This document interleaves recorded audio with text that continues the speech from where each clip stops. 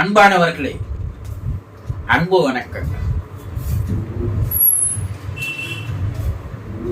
மற்றவர்களிடம் குறை காணுவதையே ஒரு பழக்கமாக, ஒரு வழக்கமாக, ஒரு மனோபாவமாக, ஒரு செயலாக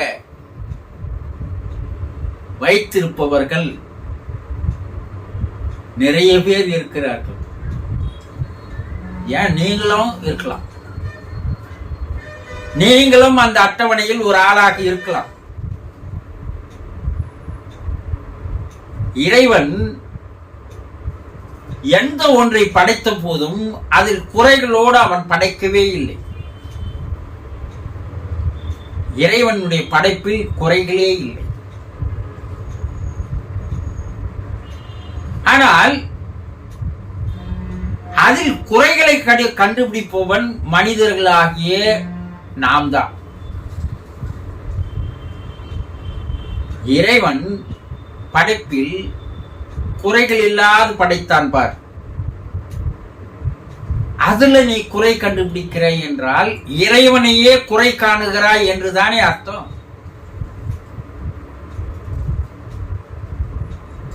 குறைகளை பார்ப்பது என்பது அவர்களுடைய பார்வையை பொறுத்திருக்கிறது. அந்த பார்வையை தான் அவர்களுடைய மனோபாவத்தை மாற்றுகிறது. எம்.எஸ். சுப்புலட்சுமி அந்த அம்மா அவர்கள் ஒரு அருமையான பாடலை பாடியிருப்பார்கள். உலக மனங்களில் எல்லாம் அந்த பாடல் ஒலித்துக் கொண்டே இருக்கும். அந்த பாடலுக்கு ஈடு இணை இதுவரைக்கும் எந்த பாடலும் இல்லை. குறை ஒன்றும் இல்லை மறைமூர்த்தி கண்ணா, குறை ஒன்றும் இல்லை கண்ணா, குறை ஒன்றும் இல்லை கோபாலா.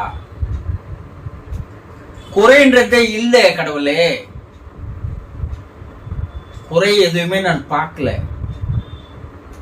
எதிலும் குறை தெரியல, எல்லாத்திலையுமே நிறைகள் தெரிகிறது. இறைவன் படைத்த இயற்கை காட்சிகளில் நிறைவை தவிர குறைகள் இல்லை. இறைவன் படைத்த தாவரங்களில் நிறைகளை தவிர குறைகள் இல்லை. இறைவன் படைத்த உயிரினங்களில் நிறைகளை தவிர குறைகள் இல்லை. இறைவன் படைத்த மனிதர்களில் நிறைகளை தவிர குறைகள் இல்லை. எங்கெங்கு பார்ப்பினும் இறைவன் தான் தெரிகிறான். பாரதி அருமையா பாடுவான். காக்கை சிறகினிலே நந்தலாலா, உன் கரிய நிறம் தோணுதடா நந்தலாலா, பார்க்கும் இடங்களெல்லாம் நந்தலாலா, உன் பச்சை நிறம் தோணுதடா நந்தலாலா. என்ன அருமையான ஒரு கருத்துக்கள் பாருங்க. நான் பார்க்கிற இடமெல்லாம் உன்னை தவிர வேறு எதுவுமே இல்லை என்ற மனோபாவம் ஒரு மனிதனுக்கு எப்போது வருகிறதோ அவன்தான் தெய்வம். அங்கே அன்பானது பெருகெடுத்து வரும்போது அன்பே ஆண்டவனாக மாறிவிடுகிறான். அவன் அறிவு வேலை செய்கிறது. துரியோதனும் தர்மரும் அவருடைய குரு கிட்ட போறாங்க ஆசீர்வாதம் வாங்க. குரு என்ன சொல்றாரு, துரியோதனை அழைத்து, துரியோதனா இந்த ஊரை ஒரு சுற்றி வா என்று அனுப்புகிறார். இவனும் போய் ஊரெல்லாம் பார்த்துட்டு வரான், மக்களை எல்லோரையும் பார்த்துட்டு வரான். துரியோதனா நீ என்ன பார்த்தாய்?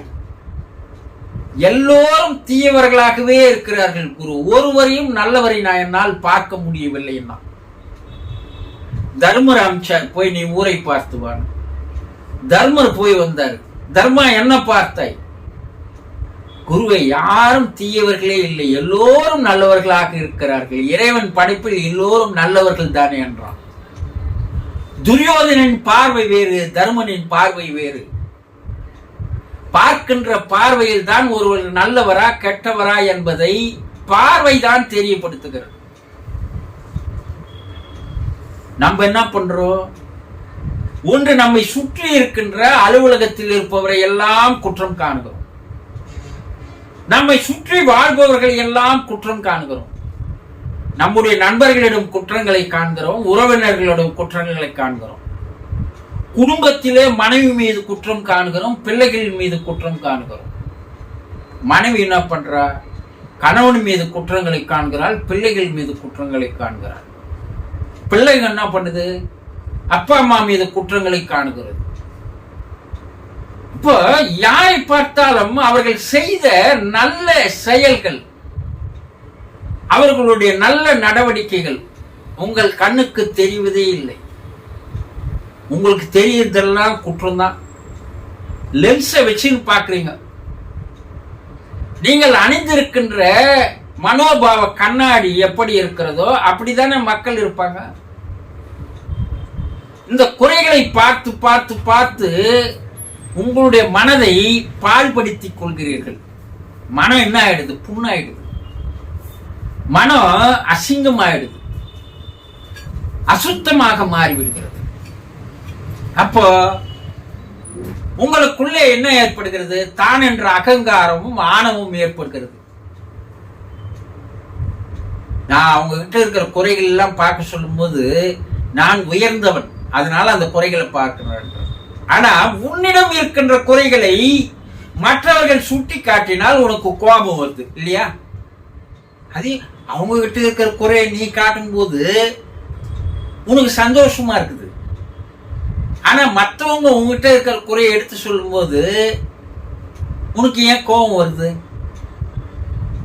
அப்போ தான் என்ற அகங்காரம் அங்கே அரியணை போட்டு அமர்ந்துருது. அதனால என்ன ஆகுதுன்னா, உனக்கு இறைவன் தரக்கூடிய நல்ல வாய்ப்புகள், சந்தர்ப்பங்கள், சூழ்நிலைகள் உன்னிடம் வந்து சேராமல் உன்னை விட்டு விலகி போகிறது. இப்ப வாழ்க்கை ஏன் கெட்டு போயிருக்கு உனக்கு தெரியுதா? நீ ஏன் நல்லா இல்லாத இருக்கிறது தெரியுதா? நீ ஏன் வறுமையிலே இருக்கிறது தெரியுதா? நீ ஏன் கஷ்டத்திலேயே இருக்கிறது தெரியுதா? மற்றவர்கள் எல்லாம் குறை காணும் போது அவர்கள் யாரும் உன்னோடு வந்து நெருக்கமான உறவை வைத்துக் கொள்ளாமல் உன்னுடைய உறவை புறக்கணித்து விட்டு போகிறார்கள். அப்போ உனக்கு உறவுகள், நண்பர்கள் ஏற்படுவது இல்லை. நல்ல உறவுகள் உனக்கு இருந்தால் உன்னை வாழ்க்கையில உயரத்திற்கு அவர்கள் எடுத்து வந்து விடுவார்கள். பல்வேறு வகையில் அவர்கள் உதவி செய்வார்கள்.